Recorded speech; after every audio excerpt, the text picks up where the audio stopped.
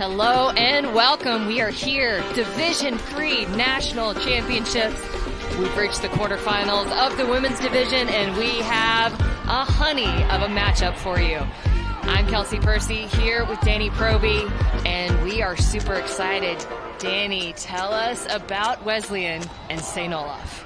So we have an amazing matchup right now. We have the number 1 seed versus the number 7 seed in this quarterfinal. Both teams have had a lot of success so far in this tournament, but right now the story is the fact that this Vortex team has already had to play a game, a gritty game they said, and they're feeling fired up and they're feeling ready versus a number 1 seed who had a break. So it's going to be a matchup of like who can get out of the gate running first. Well, it has been downpour conditions for much of yesterday and this morning. But it's cleared up. We're getting a little bit of sunshine, still a little bit of breeze. Bracket, let's look at the pathway that these teams took to get here. So we had St. Olaf Vortex. They ended up defeating Union in their pre-quarter game. So they're going to be on the same side now as the number 1 seed, which was to be expected. We have Lewis and Clark versus Whitman. So Lewis and Clark defeating Carleton, which is a pretty big upset. And then we have Davenport defeating Kenyon to face Middlebury in quarters. Now, so Scout Noble, when you think big stat lines, you're going to say Noble. Noble also a member of the U20 team. So that's U.S. national team for that age group. Athlete. And someone who is going to have a real impact on this game, especially with these breezy conditions. Yeah, so Scout will be touching the disc every other throw. If Olaf can take that away, who knows who will be able to step up. The other person to watch, Lena Goto for St. Olaf. Lena Goto had a massive stat line at last year. St. Olaf making it all the way to the semifinals. And then onward, Lena Goto, a big part, and a senior this year, so someone that this team will look to for leadership. She'll take a lot of the touches, a lot of volume, and really a part of the engine that will drive this team. So known as a field general, they say, so kind of a smooth handler, the full toolkit, and rarely turns the disc over, and that can be very useful. The wind is definitely starting to pick up right now. We got 6 goals, 11 assists, blocks, you name it. Goto is bringing everything to the table. So a lot to be excited about. You can see the hype. These are two teams that know each other well, and it's really going to be a game of chess and adjustments. Who brings the energy and who can start off on a high.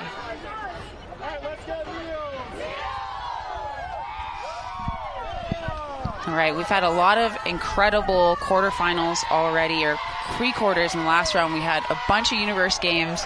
It's been very, very exciting at Skagit River Park here so far, and we're expecting another electric game here as well. Both teams getting super amped up. We're getting amped up here in the booth as well. No more rain, which we love. Oh, we love. And not just because we're using electronics. That is true. That is true. No, but you can see just the energy rising. The stakes are higher. And it almost feels like the weather is reflecting that, right? A little bit of just like coming out here and let's take the field. So both teams needing to kind of start this game with a little bit of a oomph. I know Wesleyan was kind of coming off of not having a game this morning, as I talked about at the intro, and St. Olaf is coming off of a game where they felt really good. They felt like they couldn't be in a better position to start this game against the number 1 seed. After having kind of a gritty game, they felt really good. Everyone was contributing. They're really ramping up their defensive pressure, but they're going to be able to start this game on offense to start. Getting another look at Maggie Brown. Maggie starting with the pull. Wesleyan will start on defense. St. Olaf to receive.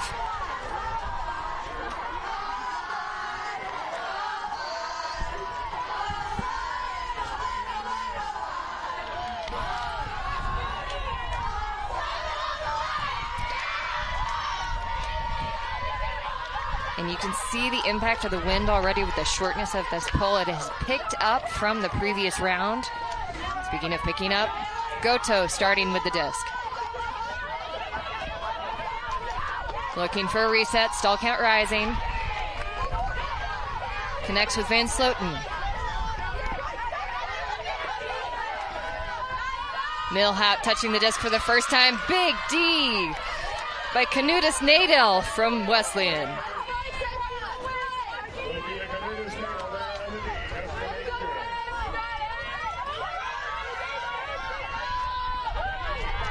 Wesleyan now with an opportunity to work the disc up. They are going upwind. It is brisk. And St. Olaf really taking advantage of that. Diving save. Harrison keeps it alive. Releases to Platt. Platt looking to Brown. Brown with the break look. Defense gets a hand of it, but it is a foul, no contest. You can see that immediately. The mark kind of stepped into the thrower, so a very quick no contest. Harrison getting play started again quickly. Brown sends it, but it pops up, floating there for a second. There are going to be some second chances on these discs the way the wind is holding it up. Some garbage collection moments. That was my favorite. Goto not afraid of the high release going downwind.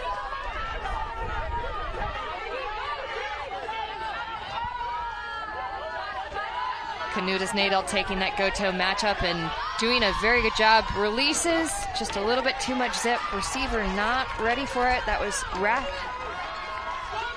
Heinecke, I believe, was the intended receiver. So a little bit of stagnation from the get-go.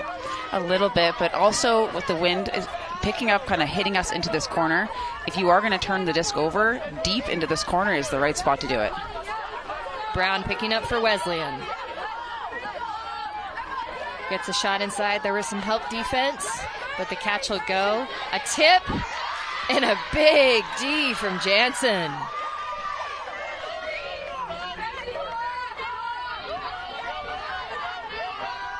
Looks like St. Olaf initiating from the front of their stack.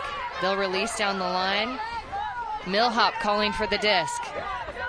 A little bit of give-go action. Goto now getting into play.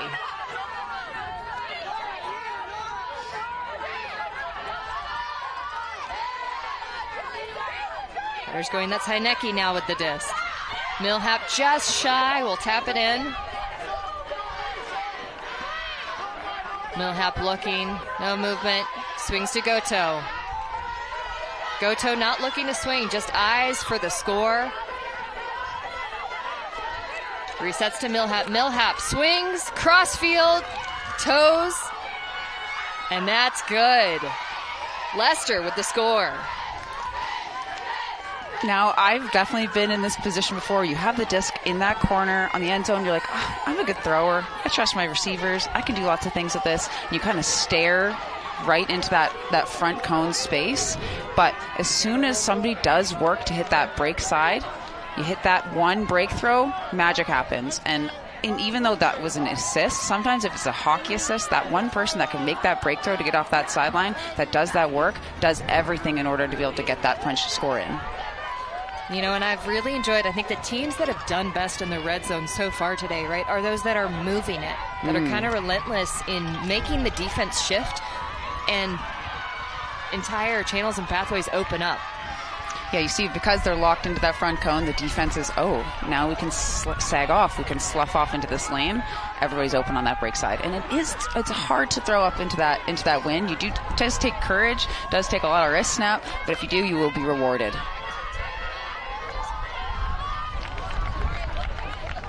So getting a look at the St. Olaf D-line. Millhap will cross over. She'll take the pull. And getting a look at the the Wesleyan O-line for the first time today.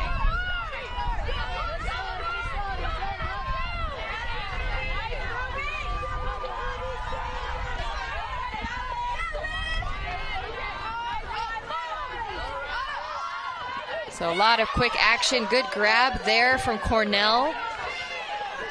Sweet and Brown in the backfield, kind of mastering the situation. Quick action. Wesleyan scores. No sweat, no pressure. That's a harbinger of good things to come. This game is definitely going to be decided as soon as you get that first upwind. That's going to be kind of the thing that opens up the game a little bit. As we see 2 poles in a row, 1 pole per team, not even getting to half. The wind has picked up substantially. It is going to be harder to grind those points going upwind because, as we saw here, quite easy. Well, that was a pretty hard catch, but easy to score in these downwind points comparatively.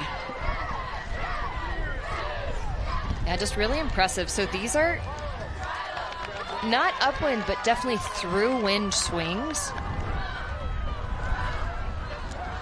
Really impressed with the execution of throws so far in the women's division today.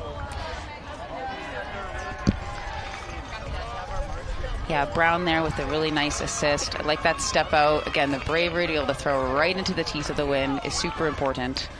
That's 4 points, 5 assists, 5 blocks on the day. Milo Brown, another one of these U.S. national team U20 players. Other person that you saw kind of mastering that O-line was Nat Sweet.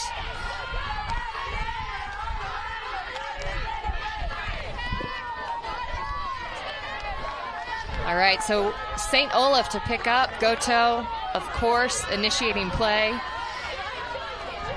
Nice connection with Lester there on the front. Lester looking downfield. Finds Heineke.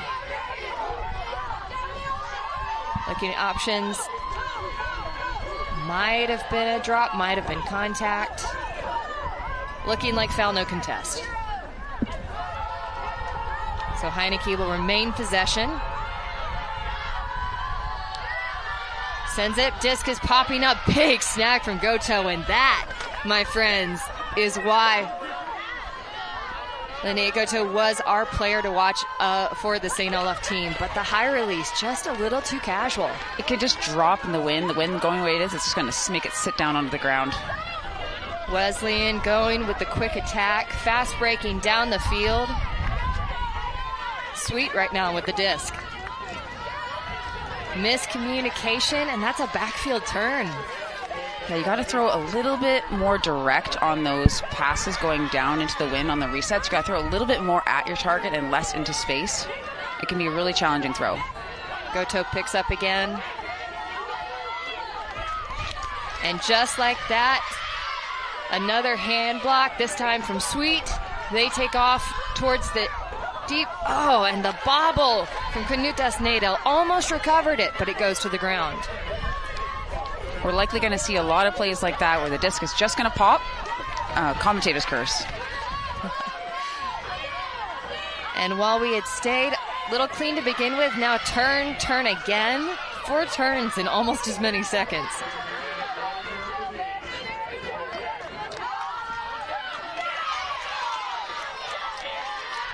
And yet again, players on both teams struggling to kind of complete these passes, going either direction in the wind.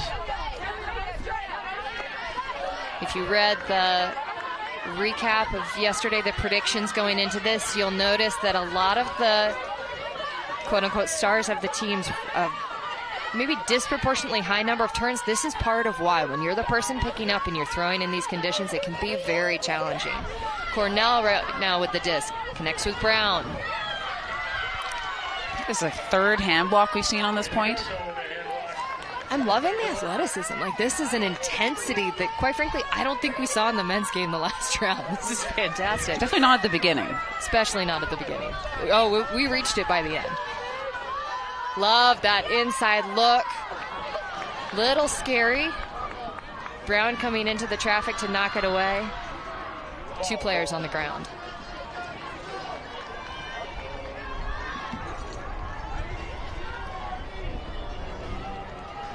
The player on St. Olaf saying that they had the disc in their hands. Both players kind of advocating for their positions.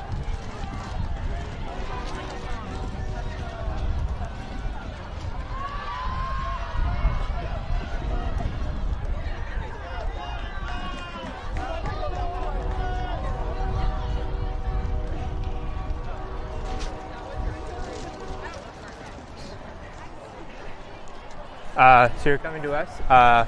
It was a foul. Sorry, it was not a foul. That foul is overruled. The disc will be here. and we'll be, yeah, right there. We'll just tap the ground, we'll be ready, and then everyone can move, right?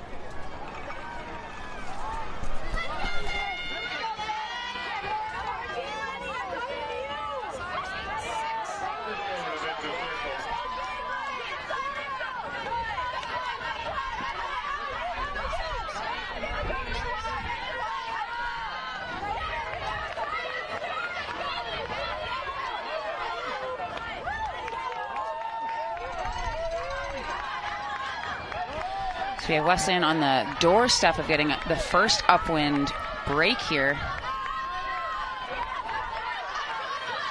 Big fake moves the mark. Reminder, this would be a break. Being very patient in the red zone. And I love coming out to attack the disc. That's a good thing. Dishes inside lane. That's Jacobson with the assist. And Sweet notches the goal. Way earlier in this point.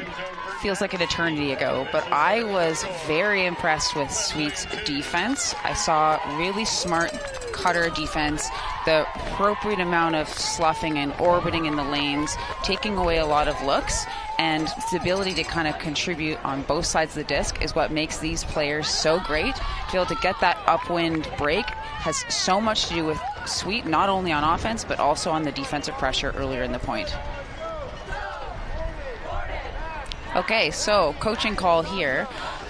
I want to let you all in on a little secret for all of you that don't know. If you do get the coveted upwind break, it's a coach call, of course, but often you'll see coaches call a timeout and then stack their line going back again, because when it's windy like this, you'll see Coach Keith out here, Keith Rayner, Alti World senior editor here. So you'll often see that if you get that upwind break, the breaks come in pairs. So this break will mean nothing if they allow St. Olaf to be able to get the break back upwind. So you double stack, you cross over your O-line players, it doesn't matter, because you have to assume that the other team is going to make some turns going the other direction, and the double break is devastating.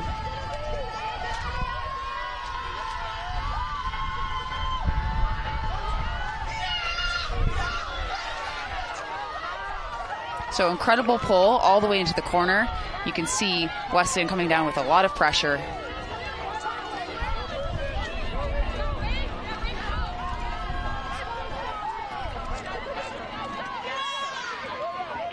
Stall count rising, disc pops up.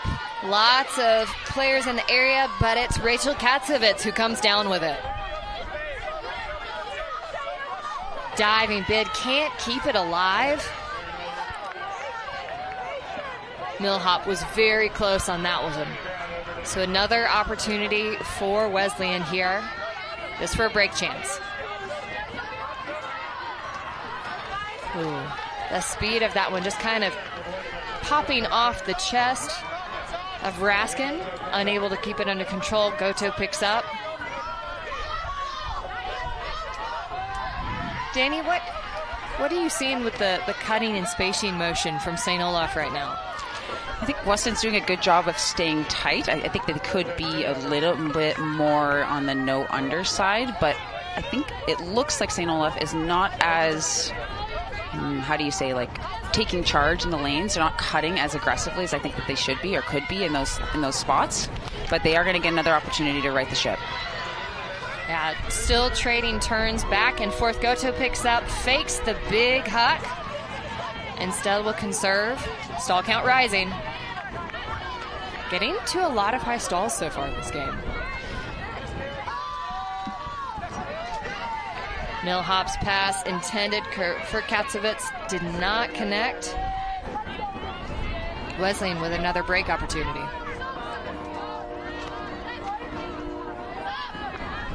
They'll swing it down the line. Quick consecutive passes. Right now, Olivia Borden with the disc. Borden goes back to Brown. Brown connects with Harrison. Just force side opens all the way. Raskin resets. Maggie Brown surveying the field, trying to get the stack in line, goes up line to Brown, too far, Wynn just sailing it out of reach. Yeah, good look, good timing of that cut. Just with that win, you need to make it a little bit more. As I said earlier, it's going to be a broken record here today, folks, but we're learning here as spectators as well. So you want to make those throws a little bit more directly at your player when you're throwing downwind. Little friendly fire here on the defense.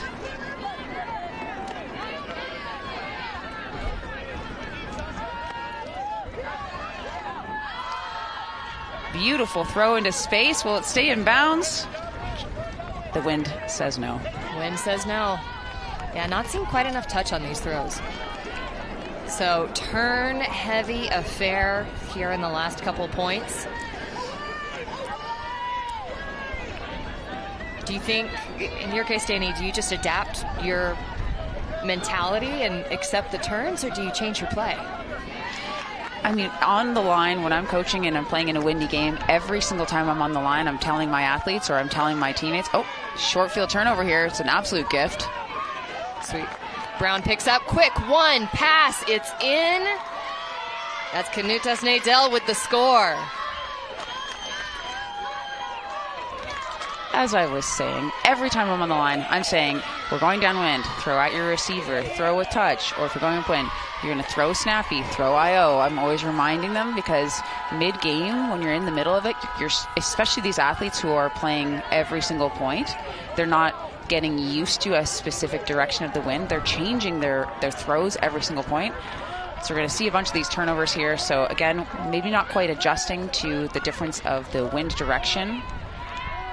Again, it's going to be a little bit hard to catch them going downwind. They're going to be a little zippy here. Throwing out in front into space going downwind also isn't going to work. So I expect that these athletes will be able to make this adjustment. Going upwind, they are going to pop a bit if you don't throw inside out enough. And that's just great reset defense. Throw again too leady. But a lot of times if you can throw to your receiver that's either running at you, it can be really, really helpful. So a lot of times the cutters just need to make a little bit of an adjustment. We do have a timeout on the field, so teams able to make some of these adjustments, but Wesleyan able to get that coveted double break in windy conditions sets them up to kind of take a little bit of a breath.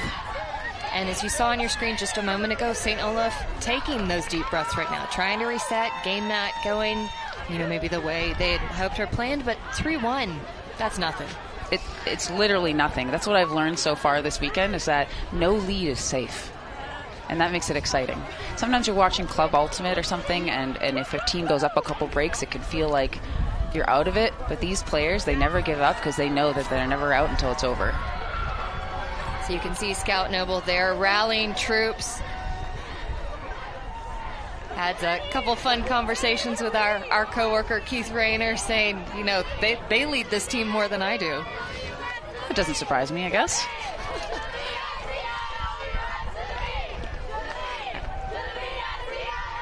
So we joke, we jest, but I think more than anything, his takeaway was just how impressed he was with the leadership capabilities of the young women on the team, and just how adept they were and how much they were achieving together.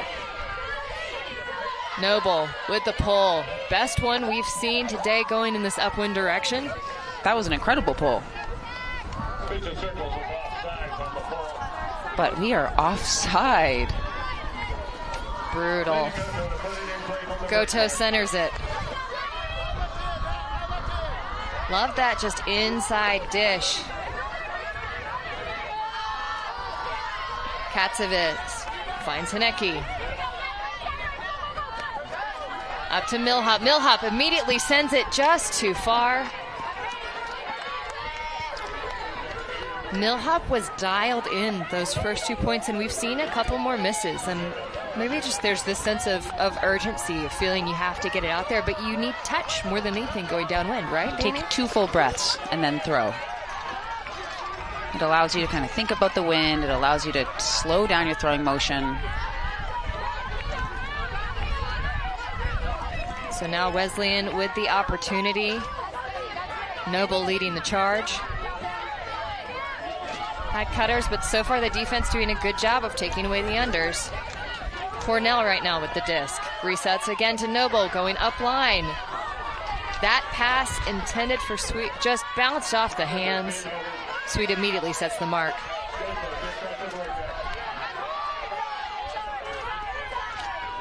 Dishes to Millhop.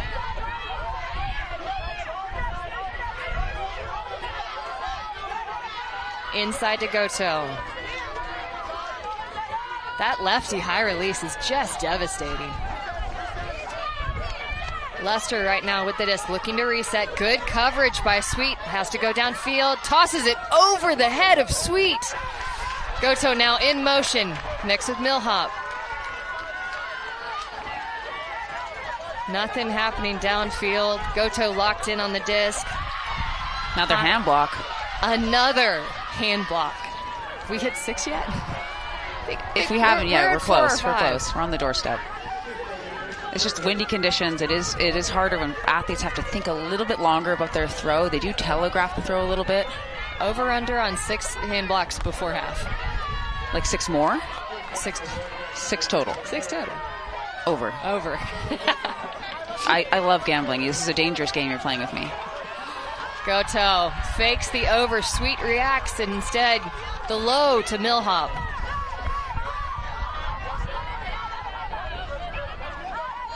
Goto give go action. Millhop lays out to save possession. Millhop snagging. This is a good 1-2 punch from St. Olaf, but they're not getting any connection with their downfield. Has an open receiver headed for the end zone. Goes to Goto instead. Goto, lefty, too far.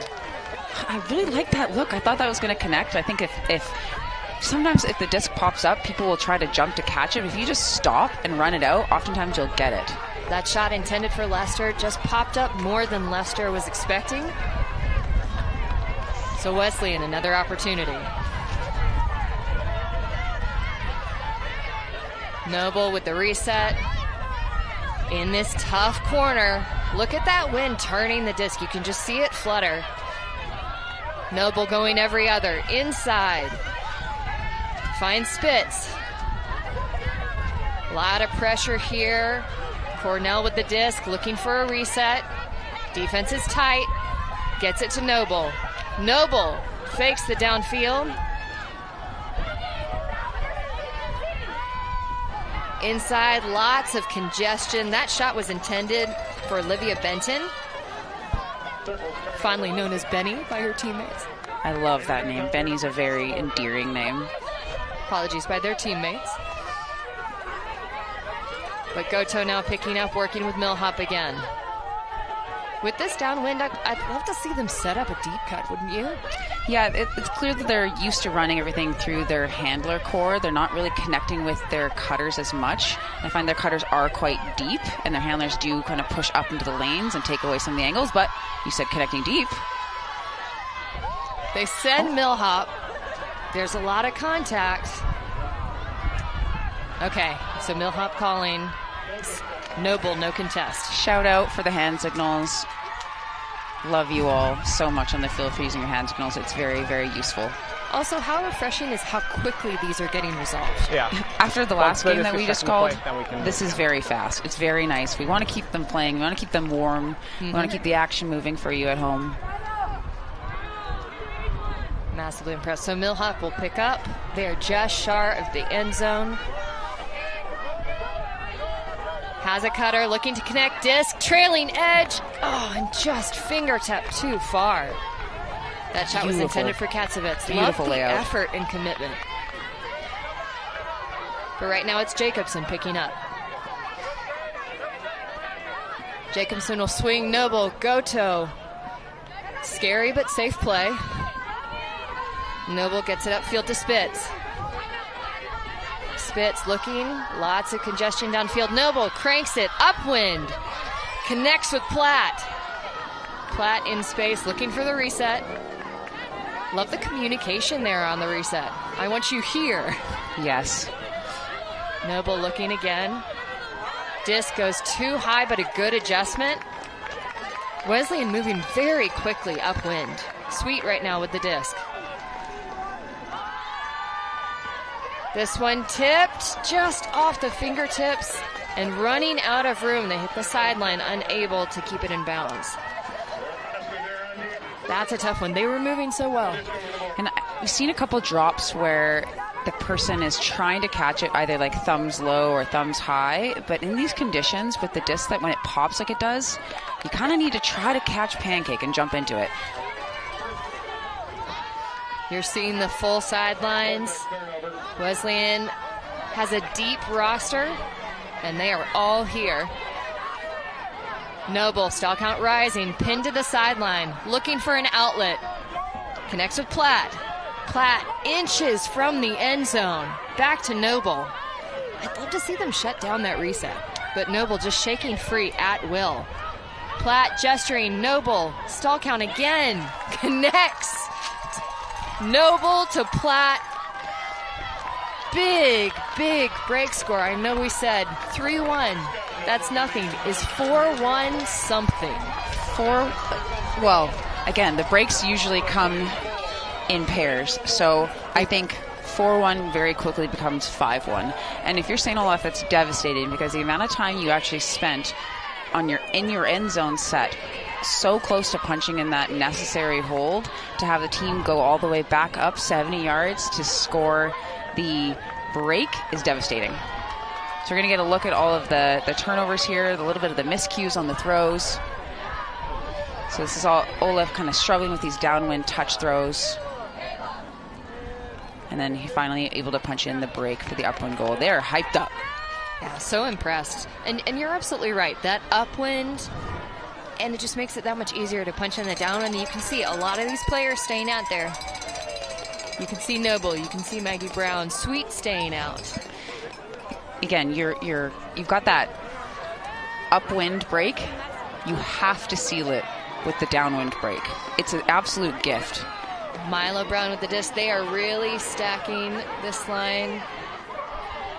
Noble actually taking one. Yeah, looks like Noble has come off. Okay, so trusting their depth. This is just going to be a fresh line.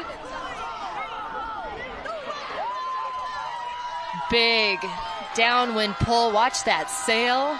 That's going all the way in. Miscommunication. St. Olaf not ready for it to go so deep, and they've got a new line out here. This is something St. Olaf did last year at Nationals. They ran what I would call a rebound line, where they've got an entire second line that's not their starting offense ready to go.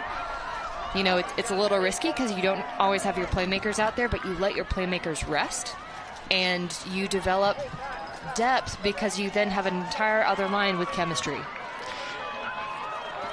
And knowing that the breaks come in pairs, this is kind of an uphill battle for St. Olaf, but they're doing quite well right now going uphill, but it is an opportunity to get people into the game.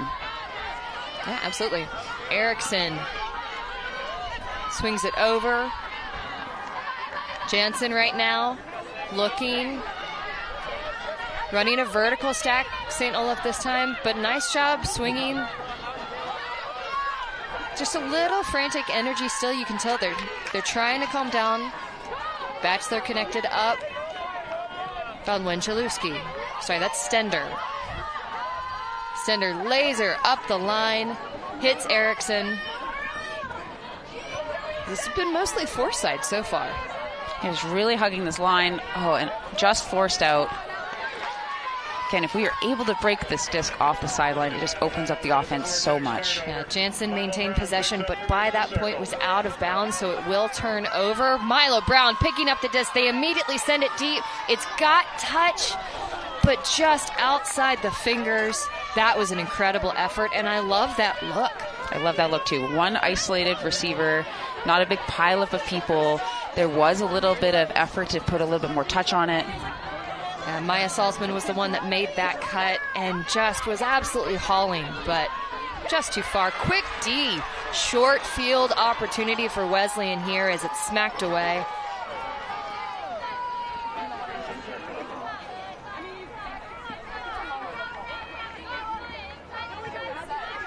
Looks like Maggie Brown working with Milo Brown in the backfield.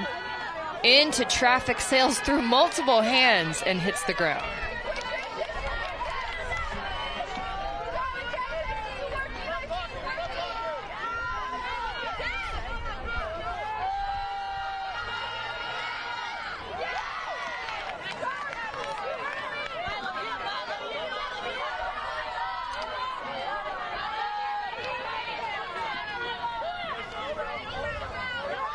St. Olaf working to get up this field. They continue to just drill up the line. Stender right now with the disc.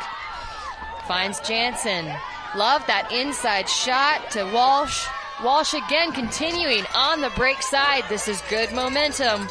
Erickson looks downfield, doesn't have anything, goes to reset. Batchelor now with the disc. Batchelor looking. Wants the break side, not there. Looks reset, able to connect. Mockert sends it. Multiple defenders, and it's knocked away. Stender not able to get there, but that's twice that they've successfully been able to work it up the majority of the field. Yeah, that's got to give you a little bit of life if you're a St. Olaf fan. For this line to be able to work it all the way up there twice is incredible. Knut's Nadell sends it. Big hustle. Looking for Harrison. Ran so hard, but they were not able to track it down. But again, they've successfully reset the St. Olaf all the way back into their own end zone. It can be so frustrating if you spend all that time connecting on your throws, going upwind, and then someone just yeets it all the way back down the field again. It's good strategy. It can be the mental part of the game, right? It's tipped off the fingers. 2 players in the area. Stender had a play on it, unable to bring it up. Sweet now with the disc. I think was trying to get a quick throw off, but we have a foul, no contest. Sweet to Milo Brown. Wide open. Pick, no pick. No, just pick. Wide open. All right, absolutely devastating for this Vortex squad. They played so well going in that upwind. Just a little bit more patience in the end zone is necessary. If they really isolate a cutter in that end zone space, they'll be able to connect at a higher clip. But right now, everything is going Wesleyan's way. And I do want to shout out 2 players specifically from that point from Wesleyan. Their defense, I mean, we see their offensive prowess as well, but we're going to get a couple look at the turnovers. So again, the defensive pressure just forcing Olaf just out of bounds here, and then forcing these miscues. It's not quite clear who's cutting. It's not quite clear who they're going for, and then they're able to punch it in with an easy break going downwind. So impressive. Bunnell was open by yards. Those are the times you're like, is there a pick? Everyone kind of looks around. Is there a pick? Nope, just a good cut. Wide open. Just a good cut. But I want to acknowledge both Browns on that last point. So Milo Brown and Maggie Brown's reset defense. Also Maggie Brown running down on that pull to start to kind of create that pressure on St. Olaf was incredible. If you are a defender and you hustle down on a pull like that, I mean, as a coach and as someone who likes to acknowledge that, I think it's a big deal. And on the mark, right, stick with the show and throw.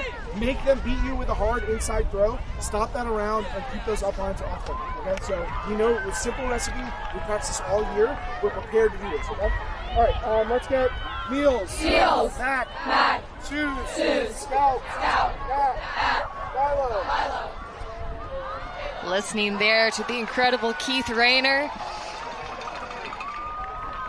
He can diminish his contributions all he says, but very clearly the leader that this Wesleyan team trusts and appreciates.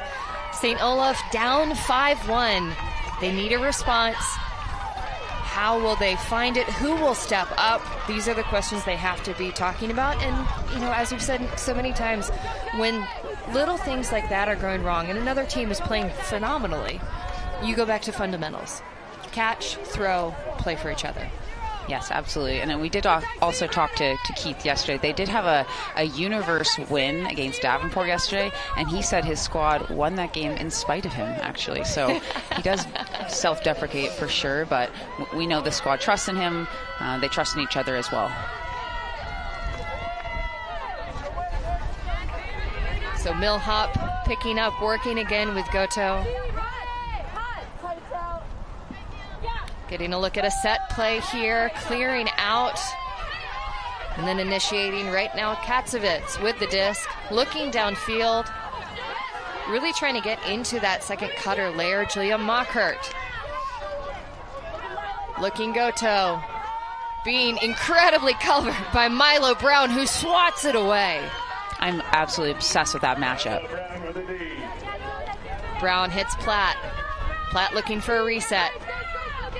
Has Noble. Noble connects with Sweet. Noble, Sweet, and Milo Brown all on the field at the same time. Platt has Noble. Good flash by the defense, shuts it off. Sweet instead with the score. So I would love to see, I'm going to ask you, because you're a pretty high-level coach yourself, so I would like to hear your opinion a little bit about some defensive adjustments you would make specifically going upwind. So Wesleyan, they're taking a commanding lead in this game for many reasons, but for one of the reasons is that they're able to actually convert on these upwind chances. What defensive adjustments would you make if you're St. Olaf? I mean, one of the things I'd probably go force flat. Flatter, yes, for sure. That'd be one of the first things I do. Make them throw around the edges because they're more likely to expose the disc. But also just they're getting what they want. They're getting a lot of these four sides. And the other thing I might encourage more switches. In Minnesota, we often refer to it as towers, between the handle coverage. Because they're getting a lot of these kind of quick give goes or strikes. Yeah. Interesting. I learned something new today. But yeah, that's something where you can, whoever's on the mark can drop and absorb the up line, and then you just contain them back in. In Canada, we call that rolling. Rolling. I've also heard it called that, yeah. Well, maybe it's not just Canada then. Well, I've got to come up with a Canadian name then. Oh, please. Call it the maple tree. Yeah, I think that the wind is making it pretty obvious where the teams want to be playing most of their ultimates, so definitely they should be kind of collapsing a little bit more into that space, and we'll see if Wesleyan is able to do that on this point. So a little more of a hybrid line. You're seeing what we called the rebound line earlier, but with Lena Goto, who must have still felt fresh. Good catch there and read by St. Olaf. I believe that's Heineke right now with the disc. Resetting to Goto. I would love to see Goto using her legs a little bit more. I've seen her be very dynamic and just, I think, looking to use her throws, which in this intense upwind can be challenging. So quick turn there, St. Olaf.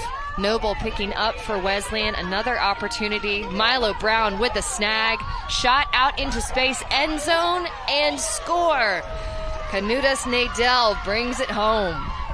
And Wesleyan is just dominating this game. It's domination on the scoreboard, but it doesn't always feel like the game should be 7-1. Like, I do feel like St. Olaf is putting together some really nice sequences going upwind. They're getting really close in the end zone. It's just a little bit of execution right at the end of some of these points. This game could very easily be 5-4. So one thing I'll counter to that, yes, putting together nice combinations upwind, but Wesleyan absolutely capitalizing when they're getting the disc. Wesleyan's defensive pressure is on another level at this point. They are playing a little bit more intelligently in terms of where they're playing. So we're going to get a nice little package of Brown here. So Brown not only going to be making incredible throws, but just be getting open. You get to see a nice step out, calm, cool, collected, and then playing incredible defense, just taking the other team's best player, most impactful player, no problem, shutting them down, and then being super composed on a turn. So you see the reset defense, able to shoulder check. So a lot of people, when they play reset defense, face guard the whole time, but Brown's able to always be shoulder checking, locating the disc in order to get blocks. And the ability to make the adjustments, because Brown originally was struggling with these downwind throws, but you saw that last throw was a little bit more direct, a little bit more right at the receiver, and we're having a lot more success at the tail end of this first half.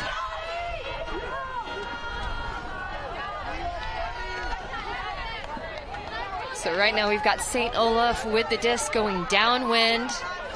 They've had a little struggle. We're seeing, personal opinion, Danny, what look like a lot of 50% cuts. Yes. And their throwers are hesitating to throw to them. They are connecting. That's Millhop right now. Out to space. Fantastic snag by Sarah Lester. Lester has been one of the bright lights for the St. Olaf team, getting open often. Millhop right now trying to connect with Lester. Lester clears, and instead it's Rachel Katzovitz who brings it home for St. Olaf, and they have broken through. They've stopped the bleeding, so to speak. I think that they were obviously making some great catches there, but it just looked like they were a little bit more sure of themselves. Maybe they're just, okay, let's just have fun, let's just relax, play our game. The cutters were moving a little bit more intensely. You know, you mentioned a little bit more that they had some hesitations before, and here they were like a little bit hungrier, which makes it so much easier as a thrower. If you see your receiver and they've got those eyes like they want the frisbee, it's so much easier to put a throw out to them, and they just had a little bit more intensity, a little bit more hunger there in that point. You see, they're fired up. They've got that hold. Now they got to string together some upwind breaks in order to get themselves back into this game. Yeah, I will say this, energy level is still high. You can see the sidelines really trying to keep their team encouraged. You know, and it can be, hopefully not on this stage, but there are absolutely teams where they go down by that much and they go, we can't. And like mentally they give up just a little bit and they stop giving their 100%, and I'm not seeing that from St. Olaf. I need you to know, it's a personal story I'm going to share on the stream, but I was losing in a semifinal 1-7 this year and won. Hey. So maybe I should go tell that to St. Olaf. It's possible. Even if old dogs like me can do it, you can do it too. Danny Furby saying it can be done. Can be done. It can be done. Can be I promise. done. So Wesleyan going downwind. Right now, Knut Nadel with the disc, pinned to the sideline. Tight window, but gets it up to Benell. Looking. First option there, second option, stall count rising. Sweet, stopped running. Almost got Deed there, but holds onto the disc. Looks across field to Brown. Brown immediately daggers to the end zone for the score. There's so much defensive pressure from St. Olaf. Bourdain with that great bid there. They're still fired up. They're still fighting. They're still in this. And you got to believe, I promise, being down 6-7 points, it's not over. Keep fighting. They got a whole halftime that they can regroup. They can get themselves back into this game. But right now, everything's going Wesleyan's way. So another look at this, and you just see how quickly that release went off. If she hesitates even a second, and I'll counter, we will give more action to you. We're going to stop for a quick break. More after the half.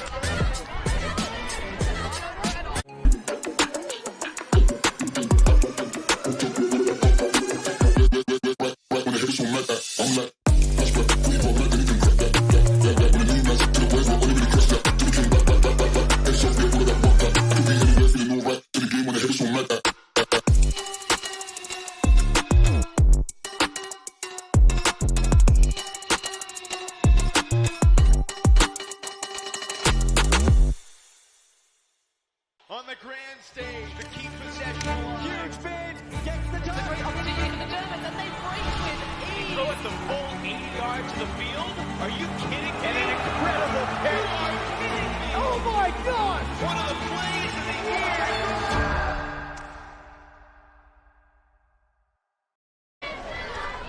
And welcome back here at D3 Nationals. We are at halftime with Wesleyan. On the grand stage to keep possession. Hi, St. Olaf coach Josh Yura.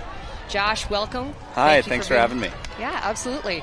So Josh, definitely some adversity going into this first half. How are you feeling about it? What's your plan?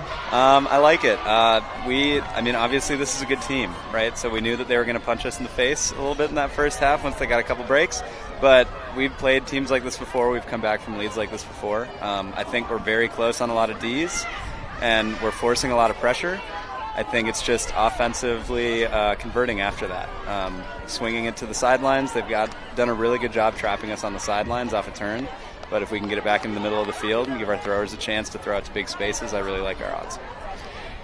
Yeah, I'm definitely noticing an increase of defensive pressure, especially in the second half of the first half, and so keep up that grind. I want to ask if you're going to make any different strategical adjustments based on the wind direction, or if that is something that you are not kind of considering at this moment. Yeah, the coaches and I have talked about maybe throwing some junk looks, a little zone stuff, especially depending on the direction. We like our person going downwind. I think we're still applying a lot of pressure. Going upwind, though, in that direction, I think we're going to try and throw a little more junk look, maybe some zone, make them throw a lot of throws, and see if they can keep converting that. Yeah, so give me a quick shout-out. Who do you think's having a great game? I want to give a shout-out to Sophie. She has been really close on a lot of Ds. She's running through really hard. We've seen that from her all weekend and can't wait to see more in the second half. I want to give a shout-out to Lena, too. She's in a big spot on that O-line, and not everything falls exactly the right way, but she needs to take those shots for us, and I think she's doing a really good job spreading the field and giving us creative lanes to throw the disc into. I just want you to watch out. There's some shark behind you. Yeah, it was a shark attack, yeah. Okay, good luck in the second half. Thank you. Yeah, thanks for joining us, Coach. And for those who are listening, that's Sophie Stender and Lena Goto that he was referring to. So, yeah, little look at stats here. What sticks out to you, Danny? Oh, my Lord. All right, well, the 23 break chances, it's pretty hard to get breaks if you don't get break chances. I just want to acknowledge the fact that, only 2 clean holds to 1 clean holds. Of course, it's going to be a little bit harder to get clean holds, but right now, the total turnovers, it's not that different, but the break chances is really what's standing out to me. And then, as we said, being able to convert on those upwind, downwind, double breaks is everything. All right, so we're going to take a quick break. More action after this. Thanks for joining us. Get the ultimate news you need to know with the Deep Look podcast. I'm Charlie Eisenhood. And I'm Keith Rayner, and together we bring the games, names, and moments in Ultimate to your podcast feed. We talk Ultimate's biggest news from on and off the field about and with the people making it. And every week, we go live on YouTube. Come join the fun, the trivia, the picks, the analysis, and more, Tuesdays at noon Eastern Time. We'll see you there. Hey, yo, the rain was steady pouring, heard it drops, it was meant to be. Shelling in my crib, no doubt. Peep the scenery, telephone rang, then it stopped before I could answer it. I heard it knock at the door, so I answered it. It was Jermaine, he had a little situation. Beef up on the block, and Orthodox that led the confrontation. He said these cats be acting hard on the block. Maybe pumping, waiting, holding, so Dwayne got shot. Now see, Dwayne was just a knucklehead, but still with his cousin. And I'd be wrong if I ain't helping when it's beef, he gon' rush and he said, stood up in the dark, it comes to light.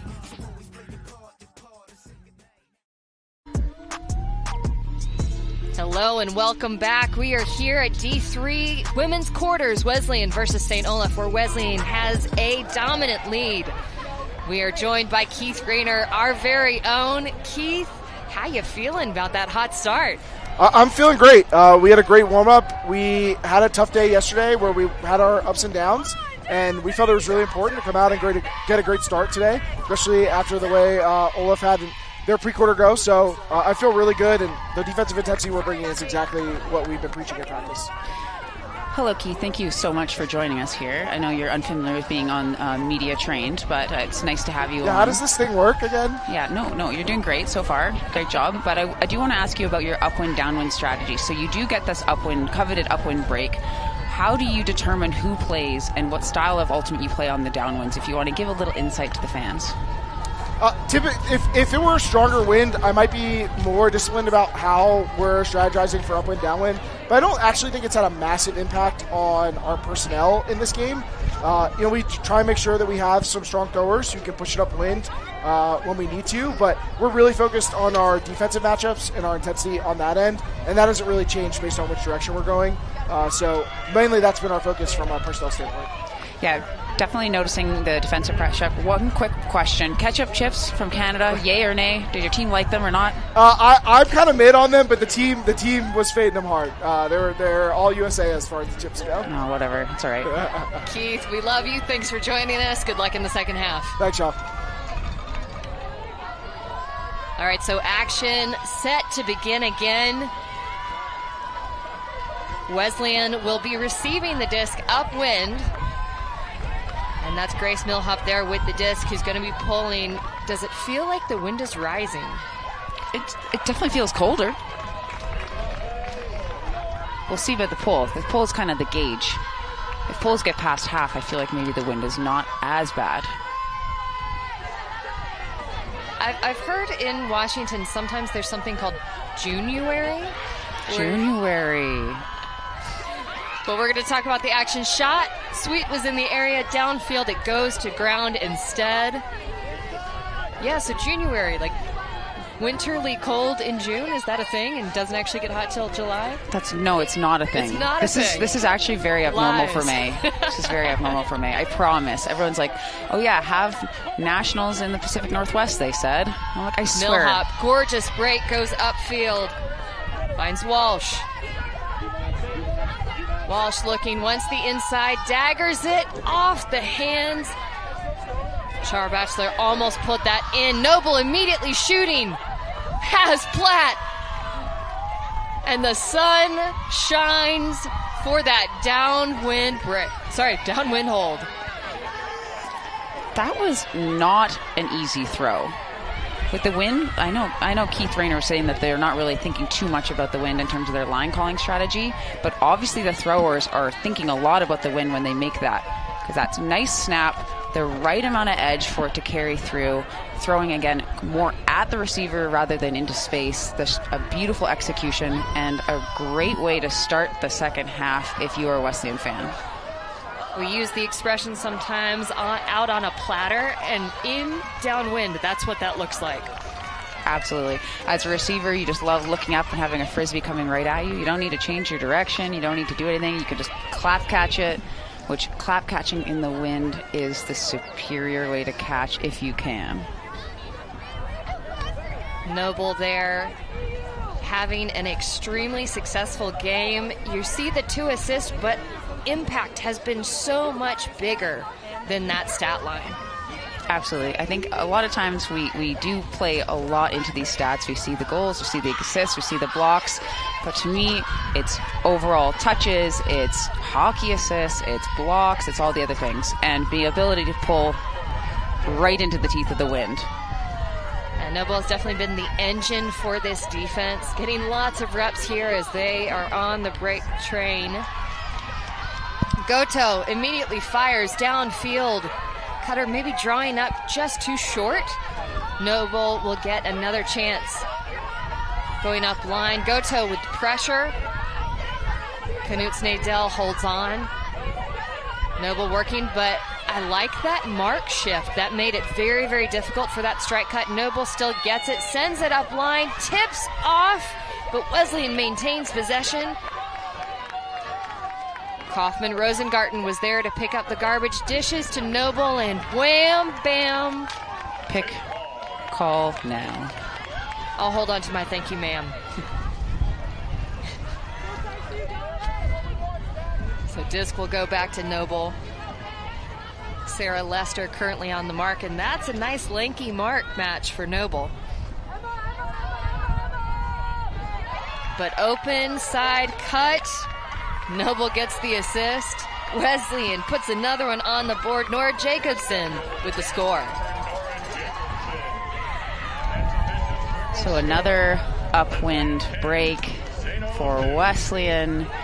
If you're St. Olaf, this I don't want to say it's over. It's not impossible at this moment. But you could say it's over. Well, I'm not going to. You could say it.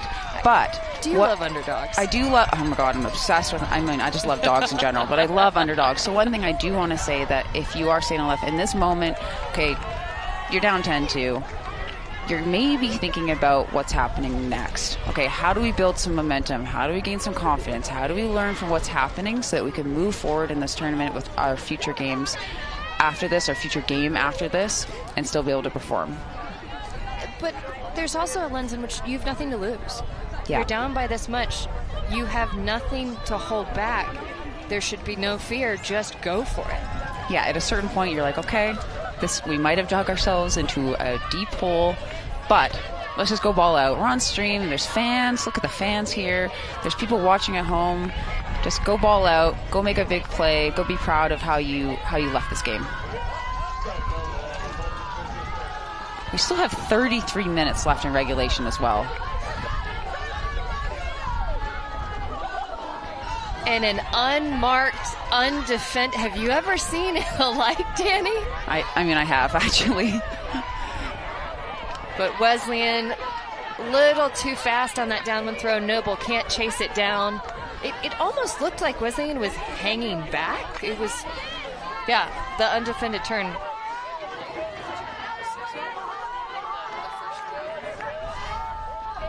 Millhop there with a great snag. Back in her end zone. This is Callahan territory. Good throw out to Maggie Walsh, but it will get sent back. Looks like there's a pick.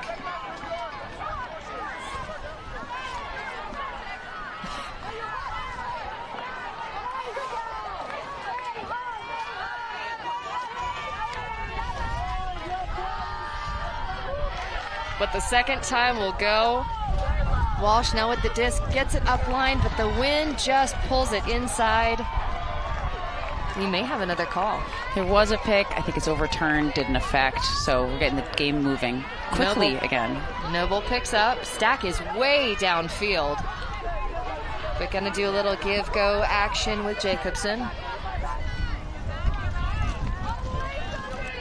Jacobson down the line. That's a beautiful shot. Harrison will bring it in. Harrison had an opportunity earlier, this time for the score.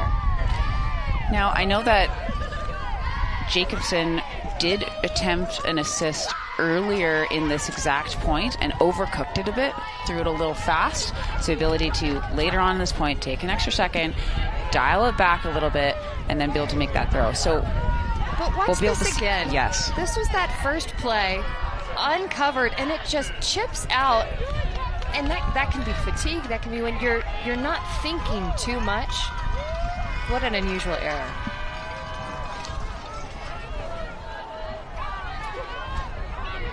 Yeah, the centering pass turnovers or the dropped pulls can feel like a more devastating turnover than any. And it can be really hard emotionally to bounce back and to have a turn like that when you have your offensive play set up, you're getting excited to kind of work the disc up the field and then immediately kind of have a turn. It can be tough.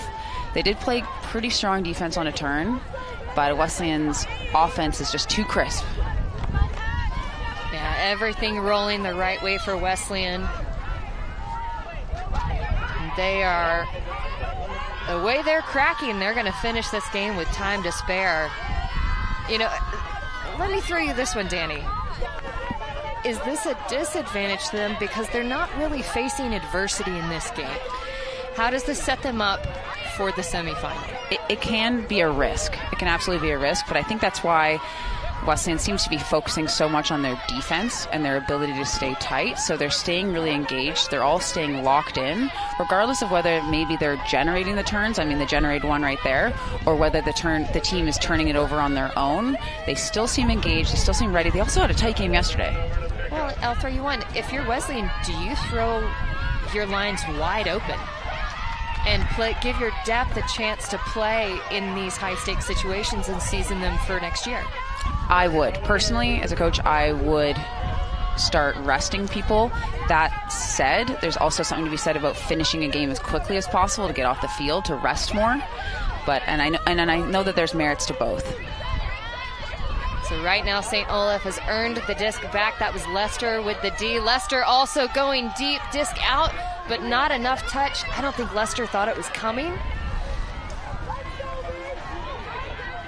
No, so I have this internal clock when I'm playing. If I know the stall count's around 7, 8, I look at the thrower and I just book it to the end zone. I don't care if there's somebody already there. I just go. I just know it's going to come up.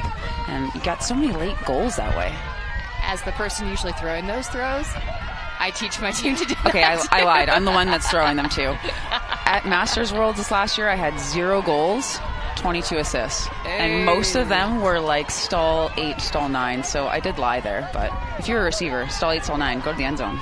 So short field here for St. Olaf. Goto picks up, has Lester looking to connect. Wide open, high release, lefty to Lester. Lester wanted that one bad. I love that high release from Goto is the go-to throw. It's beautiful. That throw specifically going downwind is just a work of art. Prima. And we're seeing the fun celebrations here. They're all hyped up. Good, and this is what you should do. You're down by a lot, but you have to celebrate the small things, right, Danny? Yeah, I love it that their shark is visiting them as well. Something about an inflatable animal as a sideline mascot just brings so much joy. I'm reaching into the depths of my memory, but I want to say last year it was a flamingo. Really? So it's different. I thought maybe like Vortex, it's some sort of like Sharknado thing, but maybe not. Oh, that would be brilliant. We should tell them that. Is that a bit of a reach?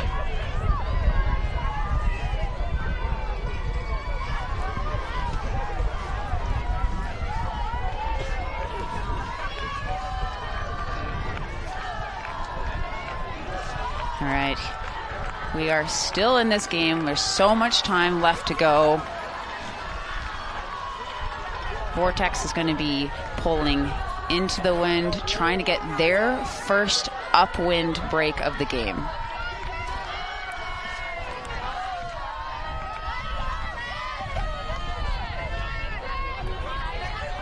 So right now Brown working in the backfield with the disc. Brown and Brown. Lots of space, no defense pressure in sight, but just you can again see the condition, the weather leading to that bumble. Big opportunity here for St. Olaf. And the disc just popping up and it goes right back.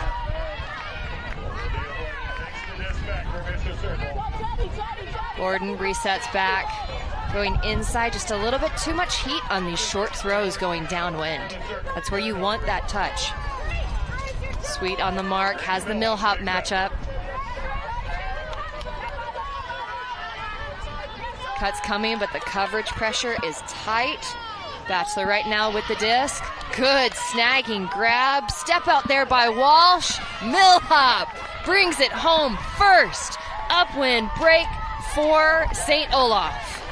If you're a St. Olaf fan, incredible. I feel like they've been kind of building up to that break for so long. They've been so close on so many of their points. Their ability to get that one, they must be fired up right now.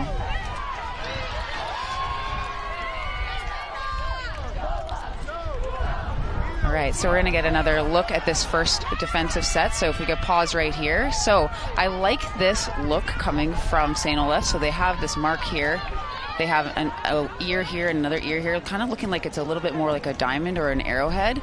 And this kind of gums up the middle of the field and really puts a lot of pressure. So as the disc comes out, they're swinging all the way across. They're taking away all these angles. They're just making the Frisbee stay a little bit more in this backfield and allowing for more passes. So I really like this defensive look. Maybe would have liked to have seen it a little earlier, but it does kind of disrupt Wesleyan's offensive flow. And anything that forces more passes in this is going to win. And you know what? It converted as a break. So maybe they're going to run it again. Yeah, fantastic effort by Millhop. I'd call that a flying V. The flying, oh, well, that's very Canadian of you, actually. It's a Canadian goose. So you feel free to adapt that one. The flying V. Yeah. Consider it stolen. But remember how we were talking about, like, my suggestion was to go more flat? Yes. It accomplished very much the same thing, made them go side to side instead of downfield. So right now, Wesleyan going up line. Big fake there. Jacobson connects with Noble. Noble defense just really putting the pressure on taking up a lot of these lanes. Jacobson, flick, it's sailing, the wind just takes it. And I like that St. Olaf is creating this pressure that they were not able to prior. Yeah, the zone adjustment is a very smart adjustment. I think their ears or like the wings in their zone could be a little bit more reactive to the people. You see them just staring at the disc. But, I mean, a zone in itself will cause turnovers just by causing lots of passes. Well, and you've referred to it as shoulder check. Others might say head on a swivel, but just that constantly searching, seeing who's threatening coming into your space. Flick downfield, St. Olaf sails but it does get them out of the red zone. Yeah, we've got some field position here to work with. So Jacobson quick to pick up, sends it across field. Connects with Merningham. Merningham into traffic, intended, I believe, for Noble, but lots of defensive pressure there. Another break chance for St. Olaf. Millhop picks up, no mark, no stall, out to space.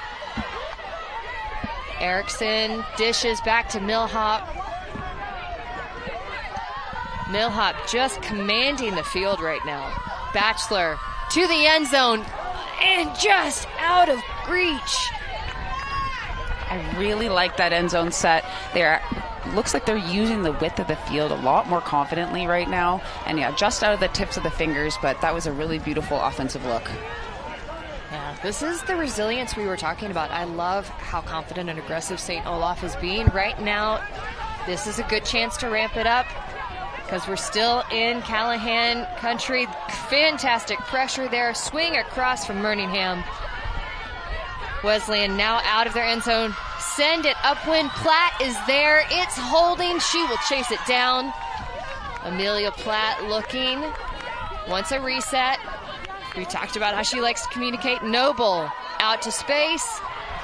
Knutz Nadell in out. Just outside. We'll have to tap and restart. What a step out. Inside look. Platt landed the huck and Platt for the score. Put on a platter for Platt for sure. Now, again, we talked about this earlier. So devastating when you're that close to getting that downwind break, and then the team, like, you worked so hard for that upwind break, and you didn't get the double break back downwind, and the team's able to hold going back upwind. It can be really tough. So, Danny, something I would suggest is we've seen so many turns on that, as you're facing down the field, that right-hand side. Teams have been much more successful attacking the left-hand side. Know that and account for that. And so, swing and then attack back that direction where the wind won't affect your throws at once. What's your thoughts on that? I mean, I do agree with that. If you do have people that can get that disc off that sideline, it makes the offense so much easier. But I do think that on that specific end zone set, you like the look? I mean, I like the look. It's off of your hands. I know it's harder to catch with one hand right now with the wind going the way it is. Obviously, we could take a little bit off that throw or throw it a little bit closer to the receiver. But that was a cut into space in that open side. I think that space was created because they were doing lateral movement earlier. So, yes, breaking it off that sideline is important. But that specific one was kind of a good look. Well, has the Danny Proby stamp of approval. Right now, St. Olaf going upwind. Goto with the disc. Looks off Lester. Now to Katsevitz. Katsevitz has Lester again. Swings to Goto.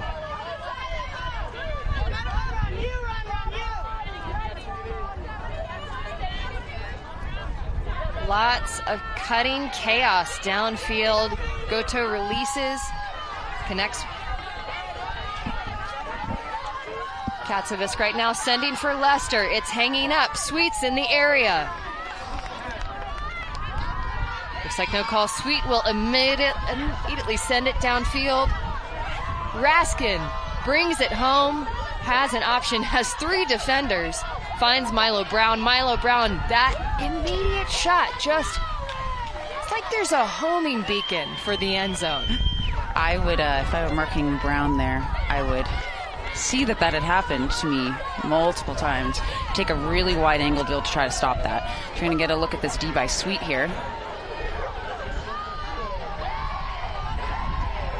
Just the confidence, step and boost. Not an easy read either on that frisbee because it is kind of dropping. It's playing in the wind a little bit, but very composed. I love that Raskin was head down going for it. And there you go. Shot, Milo. Susanna Cornell with the score.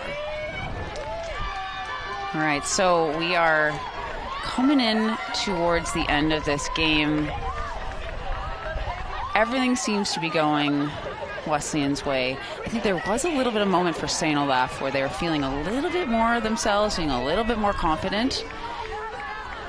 I did really like the defensive adjustments they were making, but Wesleyan quickly adjusted back and just kept moving the disc as they do, kept playing really intense, tight defense, and they're getting the job done.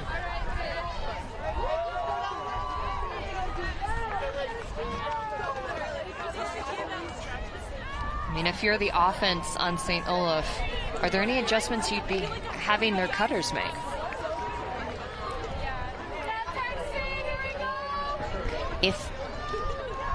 I really like it when it's more of an isolated cutter lane. I think it's very unclear who is supposed to be cutting. So maybe on the line, either calling the initiators or making it more of an obvious isolation so that both the thrower and the cutters know. That might help. There's too many question mark eyeballs. I know I said that yesterday too, but if you're question mark eyeballs, it's hard to throw to you. Well, the rebound line is out there right now. They're playing with confidence. That was Walsh dishing it downfield, sending it downfield. Millhop now. Millhop, the general of this line. Looks, Stowcat rising. That must have been very close to a stall. But tracking it down, Batchelor keeps it safe. Millhop looking. This vertical stack seems to be working for them a little better than their horizontal was. Right now, Mockert with the disc. They are close, but they have been close before. Walsh just skips off the hands. That's a tough corner, Danny. I feel like we have deja vu here. That's exact same thing. Exact hand, exact corner. Gotta take a little bit off these throws. I'm begging you people. Yeah, and you can see it there again. The tightness of the spin, just a little too much sauce for this downwind type. I'd almost love to see an offhand look there, but that's something you got to practice. Yeah, because the flicks can be hard to throw with touch. Hospital pass. St. Olaf comes through with the D. Mockerts knocking it away. Millhop picks up. Millhop would love to get it off this line. First look, second look, out to space. Defense was there, but instead it's Char Batchelor who brings it down. That's a big one for St. Olaf. Amazing touch throw there, trust throw even. Two defenders in that space. There wasn't a lot of room for error there, but I also want to acknowledge that the fact that the defenders were safe in this situation, like I think that they could have potentially made an unsafe play there to try to get the disc, but everyone's all good. We got a nice score. The throw was right where it needed to be able to get it. So right now, the winner of this game is looking like they're going to be set to face Lewis and Clark. Lewis and Clark is up right now, so Lewis and Clark is leading that game 10-8. And that's an upset alert, Danny. A lot of people, I think, had Whitman pegged for that game. Middlebury Davenport, that looks exciting. Haverford, Bryn Mawr, Mount Holyoke. I mean, that was a little bit more expected. A little bit more expected, no worries. A lot of people pinning Haverford, Bryn Mawr as the potential winner for this tournament. They're a heavy favorite. The two games in the middle, the two quarters in the middle of the bracket, looking quite tight. Anyone's game for both of those as well. So, what are do you have picks, Danny? You willing to commit on air? I mean, I've been a pretty big fan. When I was watching Middlebury, I really liked how they played. And I also really like the Haverford-Bryn Mawr game that I called. So right now, I would see Middlebury maybe taking that semi over Haverford-Bryn Mawr. And right now, Wesleyan looking like they're kind of unstoppable. Bold choice. One of the things we did talk off air was Middlebury hadn't tested its ceiling yet this tournament. So feeling that there's lots of upside potential. Action still in this game, though. Wesleyan now with the disc, marching ever closer to the end zone. If they put this one away, they will be one more break away from wrapping things up. Right now, Brown has Sweet working one-on-one, back and forth. Brown to the goal, but again, that corner. It's coffin corner, question mark. It's not that windy, but I think all the teams are noticing that teams are trying to jam it into that side, so the defense is sagging off. It's just getting a little hairy in that area. I'd love to see a swing. I love it getting off that line, especially when you've seen multiple turns. I always say that to my team, swings win games. Swings win games. And then they're like, hammers win games. Well, truth. It's also true. Truth. They need to take the next level and say Scoobers win games. So going upwind right now, St. Olaf. Walsh has been fantastic for this line. And remember, this was the last line to score for St. Olaf because they had been thrown out on the rebound. Millhop doing a fantastic job. Takes the shot out to space. Wind is there, but it won't hold enough. Pretty good snap on that throw to be able to have it carry like that upwind.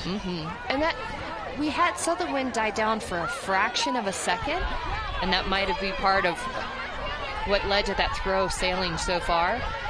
But right now, good pressure from St. Olaf. High stall reset. Brown right now with the disc. Wanted the give-go from Sweet. But again, pressure. Pressure on the handle sets. Connecting down line. Right now, Borden.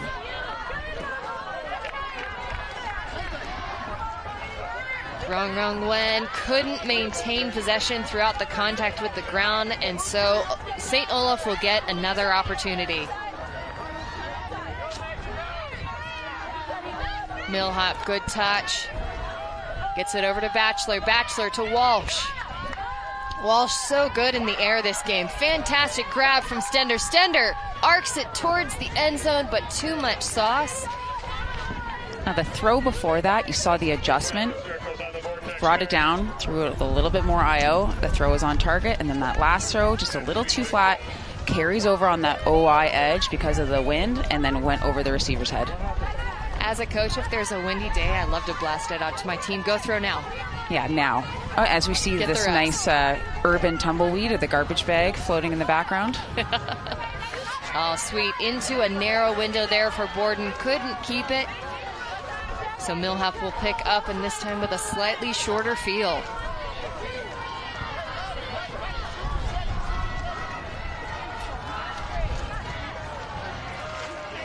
Walsh in isolation, shakes free. You talked about that. You called for that beautiful isolation throw. Clear lane cut.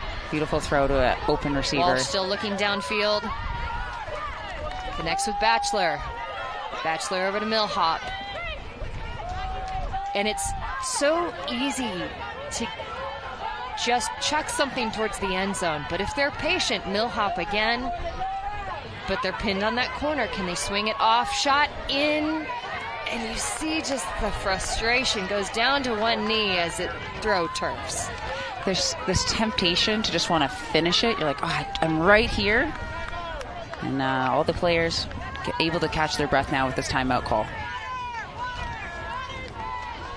Sweet call. You know, we were due. Sorry. We were due. Sorry. We hit on every cliche in the book yesterday. We might have worn them out. I try to make it subtle. Not subtle enough to get by you. And You're then very I hung sly. you out to dry. You're sly. All right, so we're going to see kind of the miscues and the turns. That's that turnover corner. A lot of good pressure from St. Olaf. Many attempts. They've been fighting. They've scored upwind before, but it's been hard. Good save there from our observer, Sam. Now look at this, and you see just too low. Had an open cutter there. But Millhop, and that adrenaline, that like tightness in your chest. If you've been in these situations, if you've been the person with the disc in your hands, with inches to go, you know the feeling. You got to take that deep breath, right, Danny? Yeah, you're so close to being able to punch it in. It's so tempting to take that kind of risky shot. You got to be patient. And Danny, tell me what wins games? Swing, hammers. Hammers also lose games, to be fair. But swings win games, or good things happen when you swing the disc. That's another chant. I'll throw back to last year, unless you're Danny Klein.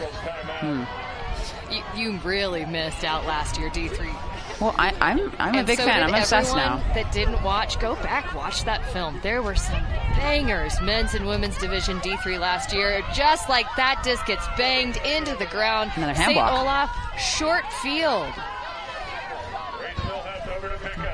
Millhop picks up, open shot into the safe hands of Walsh.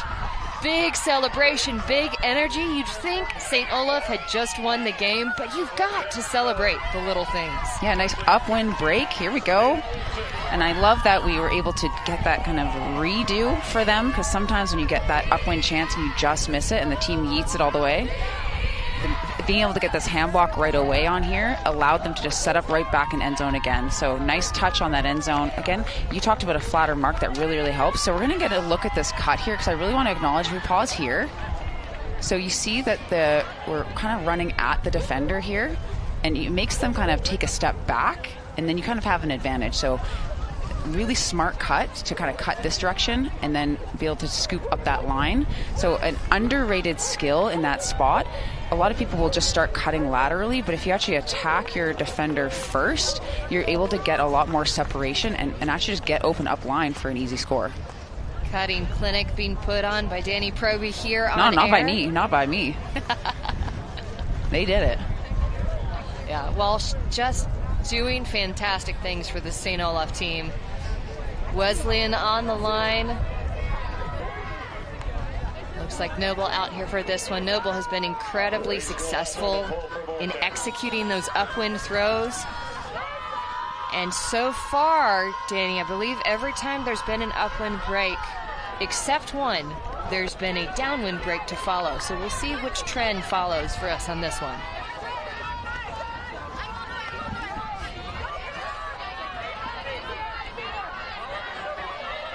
Jacobson with the disc. Love that upwind shot to Noble. Noble sends it laser. Too rushed. Goes to the ground. That shot was intended for Harrison. That edge of that throw would have been perfect going the other direction. It was a little bit too up. If I had gone a little bit more inside out, I think that would have been okay. But you just need to be able to get that IO snap in order to get it to sail as far as you need it to going upwind. So big opportunity here. What do you think of the mark right now from Noble? It could be more active, but I like that it was flatter.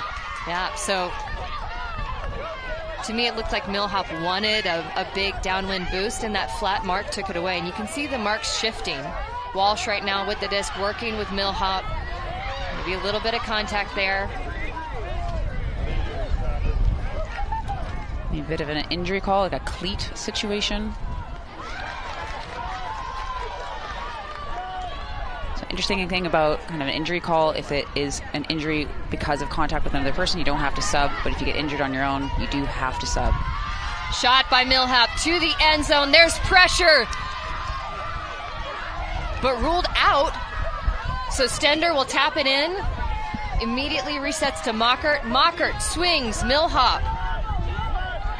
Disc is centered. Break side. In, not in, still not in. St. Olaf is mere centimeters, and safety once again in the sure hands of Walsh. St. Olaf finding their legs and some fresh energy here in the second half of the quarterfinals. They got that coveted double break to keep this game alive, to keep the game going, to keep the fans excited, invested, interested. But good things happen when you swing the disc. Even though they did still score on this camera side, the fact that they were swinging it allowed for that space to be open. So we're kind of missing on this upwind throw here.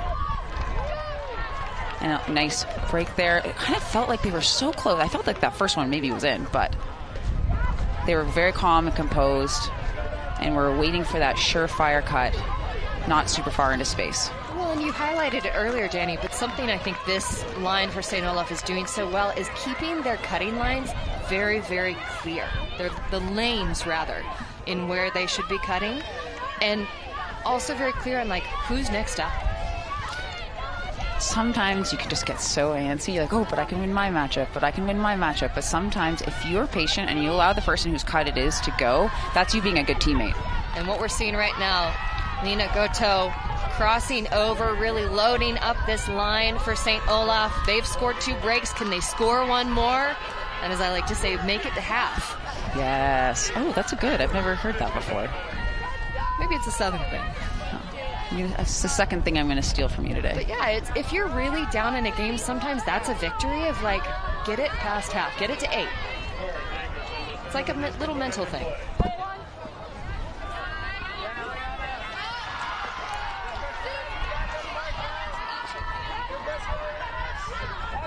So right now, Wesleyan marching down the field. Milo Brown, it sails up. That shot was intended for Jacobson, but right now St. Olaf marching and just off the fingers. Goto, I don't think was expecting it. Had a fast break opportunity. Milo Brown picks up, heads down the other way. Knut Nadel has had some beautiful shots. This one, however, sailing to nowhere. There was contact and a player down. So on these calls, I find this happened a lot on day one, where a lot of times these kind of calls would happen and it would be a foul, but the play wouldn't be, the outcome didn't matter. It was going to be a turnover anyways, but the foul call would be upheld. So I like the resolution of this. Goto now with the disc, working in the backfield with Millhop, sticking to the vertical stack, which has been so effective attacking this upwind. Sender trying to find Walsh, instead looks for a reset. Goto going way backwards, stacked very deep now. Mockert shook free, but Goto wanted the break side. Throw it at Bachelor, gets knocked away. Jacobson sending it. Knut Nadel with the score. And Wesleyan will hold. Now, you did talk about getting to half, or getting to half as like a victory to be focusing on. And another thing that I think of sometimes is like who won the first half, who won the second half. It was pretty clear that Wesleyan won the first half. It was 8-2, I believe, to finish the first half. But this half right now, 6-5. Yeah, that's a whole new game. That's a whole new game. It ain't over, folks. We're still fighting out here. Sometimes that's one of the things I like about PUL, WL, UFA is when you take it by quarter, you can look at performance and you can look at, how well did you respond to the previous, how well did you leave it behind. Talking pro Frisbee here. And I think that's something that there are adaptations that could be made for the college game in that mentality of what are you achieving. One other thing I'll add, these points here that are being earned by St. Olaf do roll to next year in terms of how they're valued going into the early season. For the algorithm, for rankings, yeah. For bids, absolutely. You don't just want to it all matters. This grit that they're showing right now, they're paying it forward to next year's team. So right now, another gorgeous upwind pull from Wesleyan. Millhop will pick up. You can see the sun is out, but the wind still rising. Millhop centers Goto on for this point. St. Olaf, I think, tightening their lines. Open cutter, but in difficult space, and it just tips off the hands. Noble picks it up, sends it. Millhop there to get the D.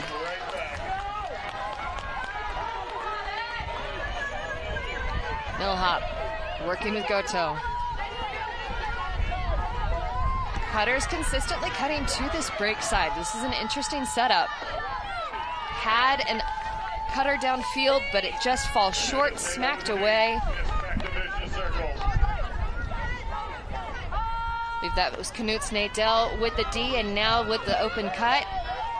Disc approaching the end zone. Noble. Defensive pressure there perhaps, but disc goes to the ground. Milo Brown taking the Goto matchup. Gets downfield to Char Bachelor. Bachelor looking for a reset, nothing going downfield. Noble poaching out in the lane, causing some chaos. Tight window. Millhop sends it. Has a cutter, they stop cutting, it'll sail, but they're out of their own red zone. I would have made the exact same choice. I was noticing that the cutters were kind of not really able to get separation. The handlers are feeling really, really tight. If you're kind of noticing that you're having a hard time doing that, I would just send it as well. So Wesleyan under pressure, stall count rising, tries to throw to Sweet. Looks like we're foul, no contest. Cornell right now with the disc has the Leicester matchup. Cornell looking for Sweet, wants it up line. Sweet brings it in, considered sending, but the wind, relentless, pops it up. Platt couldn't catch it, and that'll be another turn. Goto picks up, has a receiver deep, too deep, waves it up, instead resets to Millhop, wants that break side, but Wesleyan doing a good job of sealing it off. Tron right now with the disc, resets. Sweet with a very active mark on Millhop. Goto bid, slow to get up off the ground. Sweet running for the end zone, disc is up, floats, Millhop smacks it away. That's a volleyball spike if I've ever seen one. I need to find the sport history. Millhop gets the disc moving quickly. Goto has it, has Luster going deep. Goto will hold. Very undisciplined stack right now. Cutter's just kind of all over the place. Just on another planet. Too deep, too disconnected. Millhop had been just so precise in so many throws, and I wonder if all the points played, maybe some fatigue coming into play here. So another break chance to win for Wesleyan right here. Almost in the red zone. Knut Snedell pinned to the sideline. Resets to Milo Brown. Milo Brown, that quick release we've seen again and again, finds Sweet. Sweet goes inside to Noble. Platt saves it. Noble cutting. Platt looks reset. Sweet covered. Sweet front of the end zone. Now Noble sends it, and that will do it for Wesleyan. Cornell with the game winner. Great job by Wesleyan to just kind of grit out that point. It was a little bit longer, it's a little bit hairier, but they knew they were on the doorstep. They just needed to punch it in, and they just marched it up all the way. Such a complete game from Wesleyan. I'm so excited to see how far they can get through this bracket and if they can keep that number 1 seed all the way. And I think it's so fitting that Wesleyan broke to win. Broke Upwind to win, yes. Absolutely. Just matching how they've played kind of all game to boot. Well, pretty exciting stuff. Any thoughts going into these semis? Wesleyan looking like a really strong candidate for that final. Yeah, I think that the thing that I really liked from Wesleyan's game specifically was their reset defense, and I felt that they did a much better job of adjusting their marks based on the wind direction and kind of what the other team was doing. And so their reset defense, incredible. We have Brown, which was an incredible reset defender as well, and we were able to generate a lot of blocks and a lot of quick breaks because of it.